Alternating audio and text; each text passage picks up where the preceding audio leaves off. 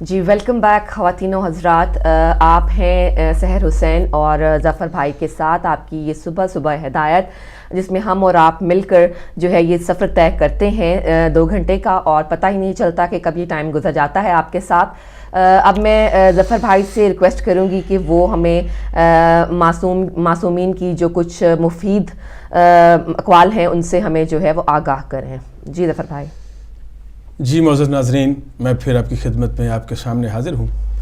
تو سب سے پہلے میں اقوال معصومین کے پڑھنے سے پہلے میں آج کی نمازوں کے اوقات جو ہے وہ میں آپ کو بتانا چاہ رہا ہوں. تو سب سے پہلے ہے جو ابھی ظہرین انشاءاللہ العزیز ہوگی، وہ آپ 12:15 پہ ادا کیجیے گا، اور مغربین جو ہے وہ 5:13 پہ، اور انشاءاللہ کل میں فجر جو ہے وہ انشاءاللہ العزیز 5:56 پہ آپ ادا کیجیے گا. میں نمازوں کے اوقات جو ہے میں ایک بار پھر دہرا دیتا ہوں.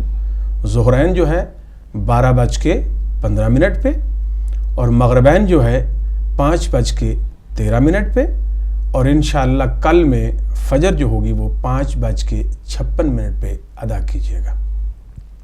اور اس کے بعد جیسے سیگمنٹ ہے اس کا جو ہے سلسلہ، اس کو آگے بڑھاتے ہیں. تو میں آج آپ کے سامنے اقوال معصومین پڑھنے جا رہا ہوں، اور آج کا قول جو ہے وہ سب سے پہلا میں جناب محمد مصطفیٰ کا فرمان آپ کے سامنے پڑھنے جا رہا ہوں. وہ جو ہے کہ کچھ لوگ ایسے ہوتے ہیں کہ جن کی کوئی نماز قبول نہیں ہوتی، اور نہ ہی ان کی کوئی نیکی قبول ہوتی ہے. ان میں سے ایک عورت ہے. وہ کون سی عورت؟ جس کا شوہر اس سے ناخوش ہے. دیکھیے یہ کیسی خوبصورت بات ہے. جناب محمد مصطفیٰ صلی اللہ علیہ وآلہ وسلم نے ارشاد فرمائی ہے. تو میں یہ سمجھتا ہوں کہ جیسے ہم سب جانتے ہیں، سمجھتے ہیں کہ عورت جو ہوتی ہے وہ گھر کا وزیر اعظم ہوتی ہے، گھر کا نائب ہوتی ہے، کیونکہ مرد جو ہے وہ گھر کا رہنما ہوتا ہے، گائیڈ ہوتا ہے، اور اس کے ساتھ میں ایسے کہہ لوں کہ جیسے مرد جو ہے وہ گھر کا صدر ہے اور عورت جو ہے وہ وزیر اعظم ہے.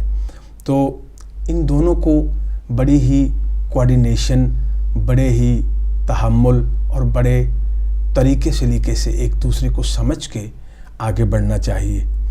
تو آگے بڑھنا چاہیے.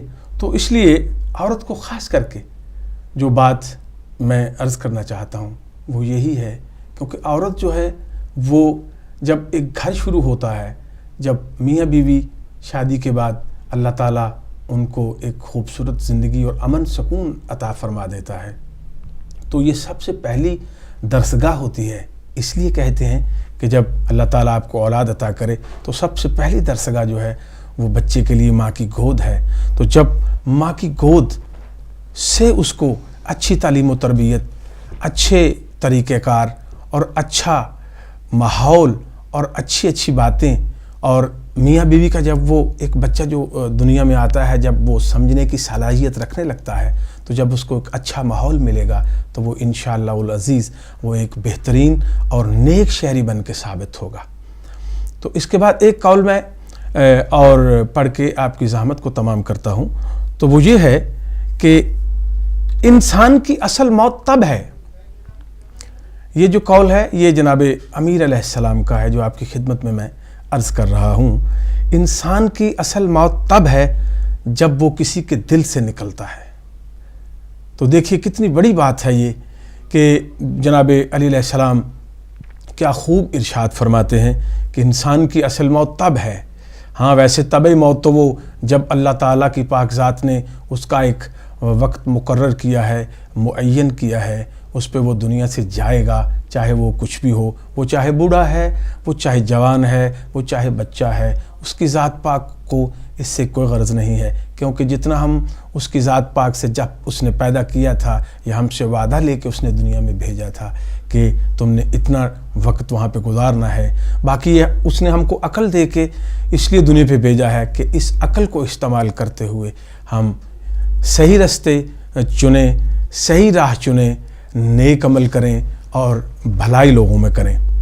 تو میں اسی اپنے نقطے کی طرف آ رہا ہوں کہ میرے بھائی, میرے دوست, میرے مہربان ناظرین, یہ کوشش کرنی چاہیے کہ آپ کسی کے دل سے نہ اتریں.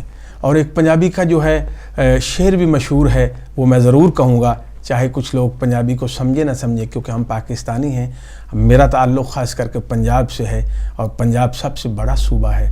اس میں یہ ہے کہ مسجد ٹا دے, مندر ٹا دے جو کچھ ٹہندا ہو, ایک کسے دا دل نہ ٹامی, رب دلاں وچ رہندا ہو. تو اس لیے جناب امیر علیہ السلام کے فرمان پہ غور کیجئے, ہمیشہ غور کرتے رہیے, کیونکہ ان کی بات, کوئی بھی ایسی بات وہ جو اپنی زبان کو جنبش دیتے ہیں, وہ کبھی بھی حکمت سے خالی نہیں ہوتی. اس لیے میں یہی آپ سے درخواست کروں گا, اور آپ خوب سمجھتے ہیں کہ کسی کا دل مت اس کو توڑنا, اس میں دل میں بسے رہنے کی کوشش کرنا. بالخصوص میں یہ کہتا ہوں کیونکہ آج کا ہمارا ٹاپک بھی یہی ہے. میں اپنی ماؤں, بہنوں, بیٹیوں, سب سے, مستورات سے, خواتین سے خاص کر کے میں یہ گزارش کرتا ہوں, کیونکہ وہ اپنے جو ان کا رہنما ہے, جو ان کا ساتھی ہے, جو ان کا شوہر ہے, جو ان کا سرتاج ہے, اس کے دل میں بسے رہنے کی کوشش کریں. اس سے ہی ان کی زندگی خوشگوار اور خوبصورت ہو جائے گی. تو اب پروگرام کے اگلے سیگمنٹ کے لیے میں چلتا ہوں اپنی بہن کی طرف. جی بہن. بہت شکریہ آپ کا ظفر بھائی, بہت آپ نے علم کی باتیں جو ہیں وہ ہمیں بتائیں. اللہ رب العزت ہمیں توفیق دے کہ ہم ان تمام اقوال پر عمل کر سکیں. ناظرین, جیسا کہ آپ کو معلوم ہے کہ آج بھی ہمارا ٹاپک جو ہے وہ شادی شدہ زندگی کے حوالے سے ہے, کیونکہ شادی شدہ زندگی جو ہے وہ بہت سارے پہلوؤں کو کور کرتی ہے. ایک معاشرے کی بہت ساری جو ڈپارٹمنٹ آپ کہہ لیں, ان سب کو جو ہے وہ شادی شدہ زندگی کور کرتی ہے. اور اگر یہ بہترین ہے, اگر یہ متوازن ہے, تو آپ زندگی کے اور بہت سارے شعبوں میں, آپ زندگی کے بہت اور سارے جو راستے ہیں ان پر متوازن طریقے سے چل سکیں گے. ہمارا یہ ٹاپک جو ہے اس پہ ہم بات کریں گے. 11 بجے کے بعد آپ کے لیے جو لائنس ہیں وہ کھول دی جائیں گی, اور آپ اپنی رائے کا اظہار اس میں کر سکیں گے. آج جو ہمارا سیگمنٹ ہے, آج ہم کیا پکائیں, اور مجھے امید ہے کہ میری بہنیں جو ہیں وہ اٹھنے کے بعد یا تو کسی سے, اپنے ہسبینڈ سے یا گھر والوں سے پوچھتی ہوں گی کہ آج کیا پکایا جائے, یا پھر خود اپنے آپ سے سوال کرتی ہوں گی کہ آج ہم کیا پکائیں. تو آج میں آپ کے لیے نرگسی کباب کی جو ریسیپی ہے وہ لے کر آئی ہوں, اور امید ہے کہ آپ کو یہ جو ریسیپی ہے وہ بہت آسان سی ہے, بہت مختصر سی ہے, کچھ زیادہ محنت بھی اس پہ نہیں کرنی پڑتی. انگریڈینٹس جو ہیں وہ تھوڑے زیادہ ہیں, جو کہ انگریڈینٹس ہیں وہ تھوڑے سے اس میں زیادہ ہیں, لیکن پھر بھی آپ کے لیے یہ جو اس کو بنانا کچھ اتنا مشکل نہیں ہے. میں آپ کو جو اس کے انگریڈینٹس ہیں وہ بتا دیتی ہوں. قیمہ ہمیں چاہیے آدھا کلو, انڈے 6 عدد چاہیے ہوں گے, گرم مسالہ پسا ہوا چاہیے آدھی چھٹانک, اور ادرک اور جو ہے وہ لہسن جو ہے وہ بھی ہمیں آدھی چھٹانک چاہیے ہوگا. پسا ہوا ہمیں ادرک اور لہسن چاہیے, اور اس کے علاوہ ہمیں دال, چنے کی دال چاہیے. 1 کپ یوں کہہ لیجئے کہ اندازاً آپ نے چنے کی دال لینی, مٹھی بھر کہہ لیجئے کہ آپ کو چنے کی دال چاہیے. پیاز ہمیں چاہیے 2 عدد, اور ہری مرچیں 4 عدد درکار ہوں گی. اس کے علاوہ نمک, جیسا کہ آپ کو میں ہمیشہ کہتی ہوں کہ نمک اپنی ذائقے کے مطابق, اپنے ٹیسٹ کے مطابق آپ نمک اس میں ڈالیے. اور کارن فلاور جو ہے اس کا 1 چمچ بھی لینا ہے. اس کے ساتھ ساتھ آپ کو جیسے کہ پتہ ہے کہ آئل جو ہے وہ ظاہر ہے اس کو فرائی کرنے کی ضرورت ہے, تو آئل بھی جو ہے وہ ہمیں حسب ضرورت ہم اس میں استعمال کریں گے. تو ایک دیگچی میں لیں, پانی ڈالیں, اور اس میں جو قیمہ ہے وہ آپ ابلنے کے لیے رکھ دیں. ساتھ ہی آپ نے قیمے, جب آپ قیمہ پانی میں ڈالیں تو اس کے ساتھ ہی اس میں نمک, لال مرچ, لہسن, ادرک کا پیسٹ, چنے, پیاز اور گرم مسالہ, اور اس کے ساتھ ساتھ ہری مرچیں بھی اس میں شامل کر دیں. غرض کہ جتنے بھی ہمارے پاس انگریڈینٹس تھے وہ ہم نے قیمے کے ابلنے کے ساتھ ہی اس میں ڈال دیے, اور اس کو ابالیں کہ آپ نے اس کو ابالنا ہے. اس کے بعد آپ جب دیکھیں کہ قیمہ گل چکا ہے تو آپ اس کو پانی کو جو ہے وہ خشک کر لیں. جب اچھی طرح سے قیمہ ڈرائی، یہ یقین کر لیجئے کہ جو قیمہ ہے وہ اچھی طرح ڈرائی ہو گیا ہے، کیونکہ اگر آپ تھوڑا سا وہ جو نرم ہوگا تو اگر آپ اس کو پیسنے کے بعد جب کباب کی شکل دینے لگیں گے تو تھوڑی سی مشکل پیش آئے گی. اس لیے بہتر یہ ہے کہ آپ اس کو اچھی طرح ڈرائی کرنے کے بعد اس کو گرائنڈر میں پیس لیں. آپ اس کو سل پہ بھی پیس سکتے ہیں، اور اس کے علاوہ آج کل جو ہینڈ گرائنڈرز ملتے ہیں ان کے ساتھ بھی بہت آسانی کے ساتھ قیمہ جو ہے وہ مشکل نہیں رہی ہے. جیسے پہلے زمانے میں جو ہے اس کو سل کے اوپر پیسا جاتا تھا. آپ کسی بھی اس طریقے سے اس کو جو ہے وہ اچھی طرح پیس لیں. اس کے بعد اس قیمے کے مسالے میں گرم مسالہ اور 1 انڈا اور جو آپ نے 1 چمچ کارن فلاور لیا تھا وہ بھی اس میں ڈال دیں، اور اس کو اچھی طرح یعنی کہ ایک طرح سے جس طرح آپ آٹا گوندتی ہیں اس طرح گوند کر اس کو رکھیں. اور اس کے بعد آپ کیا کریں گے کہ جو آپ نے باقی 1 انڈا تو ہم نے اس میں ڈال دیا، اس کے بعد جو باقی 5 انڈے ہیں جو کہ ہم ابال لیں گے، اور ہر انڈا جو ہے وہ کٹر سے آپ نے یعنی چھری سے، یا کٹر بہتر رہتا ہے کیونکہ اس کی شیپ انڈے کی خراب نہیں ہوگی. آپ کٹر سے اس انڈوں کو 8 برابر حصوں میں تقسیم کر لیں.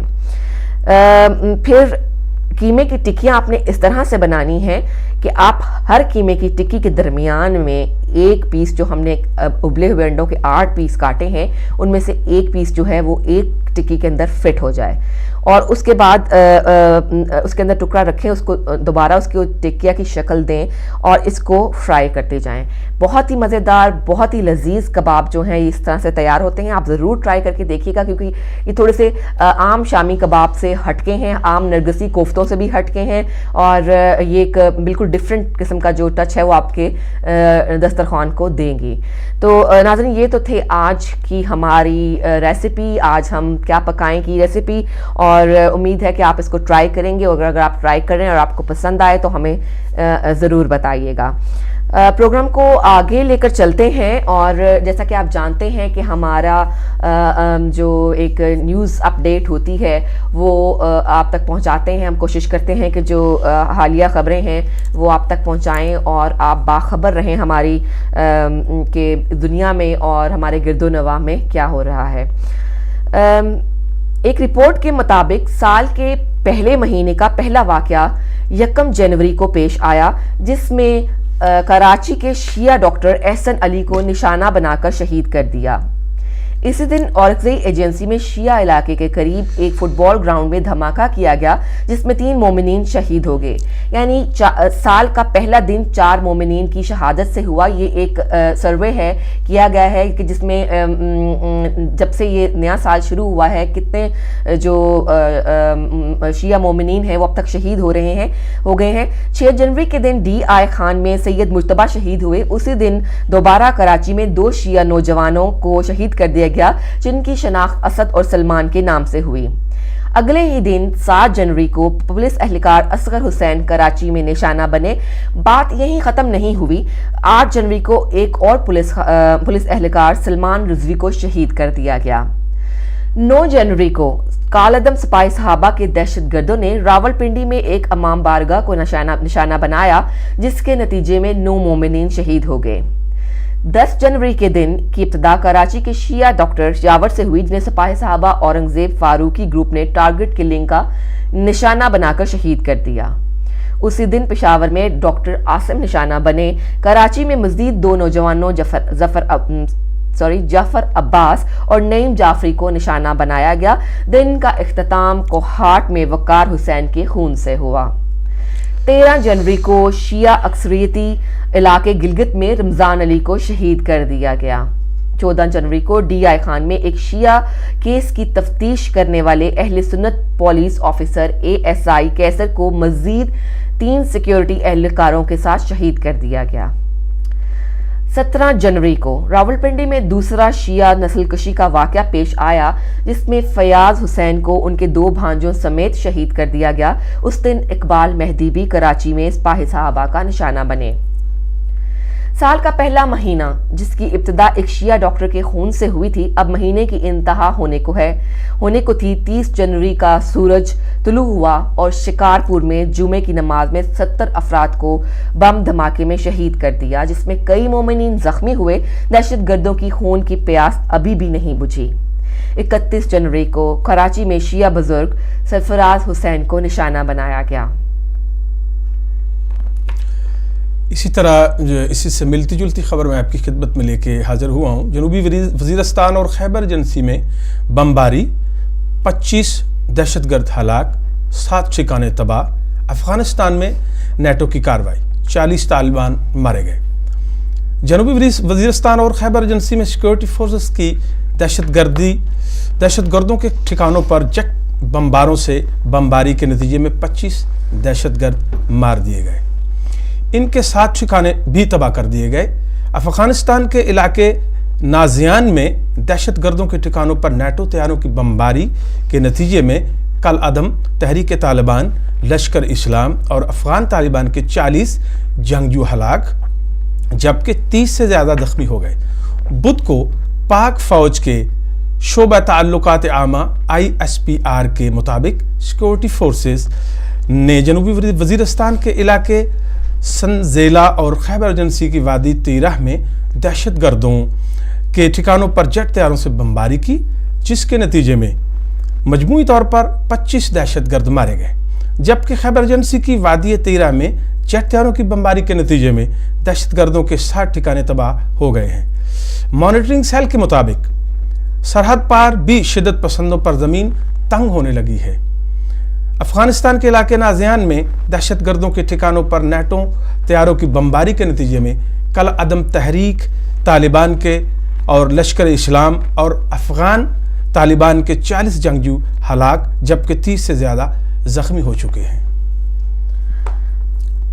हाँ, न्यूज़ एजेंसी की रिपोर्ट के मुताबिक पाकिस्तान के joint chief of army staff Rashid Mahmood ने मंगल को काखल जमामा में सऊदी बादशाह सलमान बिन अब्दुल अजीज से मुलाकात की और इनके लिए सदर पाकिस्तान ममनून हुसैन और पाकिस्तानी वज़ीर आज़म नवाज शरीफ का पैगाम मुबारकबाद पेश किया। काबिल ज़िक्र बात यह है कि इस मुलाकात में फ्रीकैन ने 2 तरफ़ा ताल्लुकात में फ़रोग़ पर ताकीद करते हुए बाज़ मसाइल का जायज़ा लिया और इस रिपोर्ट के मुताबिक इस मौका पर सऊदी वलीअहद के जानशीन मोहम्मद बिन नाइफ बिन अब्दुल अजीज़ और शाही ख़ानदान की बाज़ दूसरी शख्सियतें भी मौजूद थीं। अगली खबर के लिए चलते हैं ज़फ़र भाई की तरफ। जी, नए इंतखाबात जीत कर असम्बलियों में जाएंगे, दावे से कहता हूं। स्पीकर कौमी असम्बली अयाज सादिक ओहदे से गए इमरान खान। तो तहरीक इंसाफ के चेयरमैन इमरान खान ये दावा करते हैं कि स्पीकर कौमी असम्बली सरदार एजाज सादिक अब अपने ओहदे से गए। अब उन्हें कोई नहीं बचा सकता, क्योंकि NA 122 की जो रिपोर्ट के मुताबिक धांधली साबित हो गई है और सबूत मिल गए हैं और ये पता चल गया है कि मैच फिक्स कैसे हुआ। सारा खेल अफसरान का था। थैले हमारे वोट निकालकर नून लीग के डाले गए। पता है कि आगे होने वाला क्या है और अब दूध का दूध और पानी का पानी हो जाएगा। वर्ल्ड कप के लिए पाकिस्तान क्रिकेट टीम को जिस एतमाद की जरूरत है वो जीत से मिलता है और जीत पाकिस्तानियों से रूठ चुकी है। गुज़िश्ता साल मसलसल 3 वनडे सीरीज हारने के बाद अब साल का आगाज भी शिकस्त से हुआ है, लेकिन ये 2 नाकामियां इसी देश में हुई हैं जहां पाकिस्तानी टीम ने वर्ल्ड कप के 3 मैच खेलने हैं और नेपियर में खेले जाने वाले दूसरे मैच में पाकिस्तानी टीम इस वक्त मैच हार गई जब बॉलरों ने 369 रन बनवा दिए। पाकिस्तानी बॉलिंग अटैक इन्हीं बॉलरों पर यह मुश्तमिल था जिसे वर्ल्ड कप में भारत और जनूबी अफ्रीका की मजबूत बैटिंग लाइन के सामने बॉलिंग करनी है, लेकिन ये बॉलर रॉस टेलर और विलियमसन और मार्टिन के सामने किसी क्लब के आम बॉलर साबित हुए। विलियमसन और रॉस टेलर को पाकिस्तानी बॉलिंग की दुर्गत बनाने का पहले से तजर्बा है और इन दोनों ने नेपियर में भी सेंचुरियां दाग दी। श्रीलंका के खिलाफ 7 मैचों में सिर्फ 1 निस्फ सेंचुरी के बाद एक पुरएतमाद इनिंग्स जो है वो खेली गई है। पाकिस्तानी बॉलरों में मोहम्मद इरफान को 2 विकेटें मिली तो जुनैद खान, सईद अजमल और मोहम्मद हफीज के बगैर बॉलिंग अटैक के दीगर अज्जा ऐसे बिखरे कि इन्हें समेटना मुश्किल हो गया। जुनैद खान की जगह न्यूजीलैंड के दौरे में शामिल किए जाने वाले बिलावल भट्टी ने 10 ओवर खत्म किए तो इनके दिए गए रन्स के आगे 93 का हिस्सा इन्हें शर्मसार करने के लिए काफी था। بلاول بھٹی نے ون ڈے انٹرنیشنل میں مہنگی ترین بولنگ کا پاکستان کا ریکارڈ برابر کر دیا۔ اس سے قبل وہاب ریاض نے 2013 میں جنوبی افریقہ کے خلاف جوہانسبرگ کے ون ڈے میں 10 اووروں میں 93 رنز دیے تھے۔ احسان عادل کا حال بھی برا ہے، ان سے نہ بیٹسمین آؤٹ ہو رہے ہیں اور نہ ہی رنز روکنے سے کامیاب ہو سکے ہیں۔ جی خواتین و حضرات، یہ تو تھی آج کی اہم خبریں اور جو سروے ہیں۔ تو اس کے بعد ہمیں بریک کے بعد ہم جب آپ سے ملیں گے تو ہم آپ کے لیے لائنز کھول دیں گے اور پھر ہم بات کریں گے شادی شدہ زندگی کے تقاضوں کے بارے میں، اس کو کیسے نبھایا جائے۔ ابھی ہمارا وقت ہوا ہے ایک بریک کی طرف جانے کا، ملتے ہیں ایک چھوٹی سی بریک کے بعد۔